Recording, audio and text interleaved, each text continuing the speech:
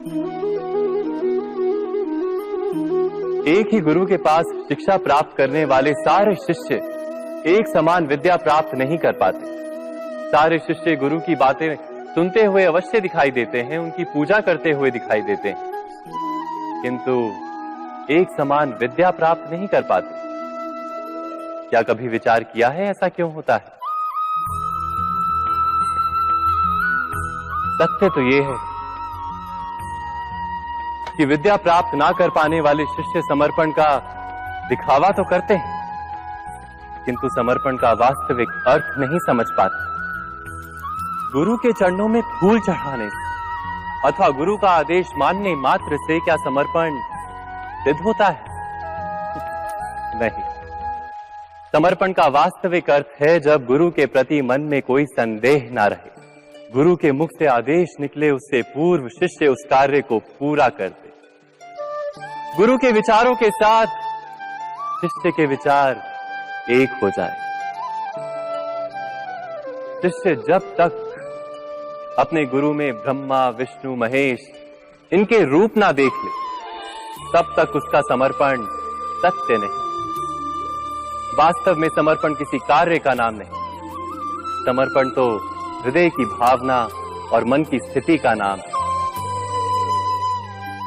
अर्थात ज्ञान प्राप्ति सदा ही समर्पण से होती है, ये हम सब जानते हैं, किंतु समर्पण का वास्तविक महत्व क्या है? क्या हमने कभी विचार किया? मनुष्य का मन सदा ही ज्ञान प्राप्ति में विभिन्न बाधाओं को उत्पन्न करता है।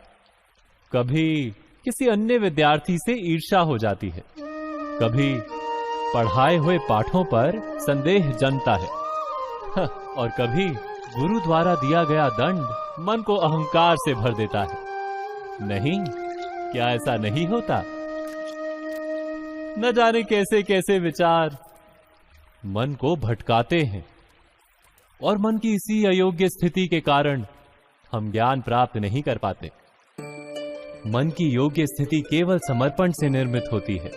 समर्पण मनुष्य के अहंकार का नाश करता है, ईर्ष्या, महत्वाकांक्षा आदि भावनाओं को दूर कर हृदय को शांत करता है और मन को एकाग्र करता है।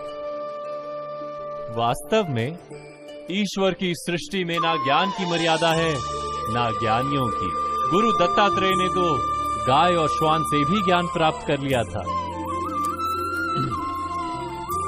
अर्थात विषय ब्रह्म ज्ञान का हो या जीवन के ज्ञान का या गुरुकुल में प्राप्त होने वाले ज्ञान का, उसकी प्राप्ति के लिए गुरु से अधिक महत्व है उस गुरु के प्रति हमारा समर्पण।